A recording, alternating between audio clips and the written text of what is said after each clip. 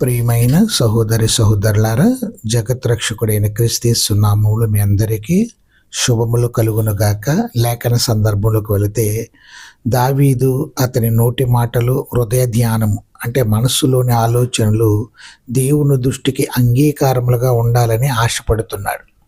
మనము తెలిసి చేసిన పాపాలు, తెలియక చేసిన పాపాలకు క్షమాపణ పొంది మనం పరిశుద్ధాత్మకు ఆలయముగా మన హృదయం, మన దేహం ఉండాలని, అలా ఉన్నప్పుడే దేవుని దృష్టికి అంగీకారంగా ఉంటాయి ప్రియులరా. అంతేకాకుండా దావీదు దేవుణ్ణి నా ఆశ్రయ దుర్గమని, అంటే అతని కోట, రక్షణ శృంగమని, నా విమోచకుడని, అంటే అతన్ని విడిపించే రక్షకుడని పిలుస్తున్నాడు. దేవుడు ఆయన ప్రజలైన ఇజ్రాయేలును రక్షించాడు.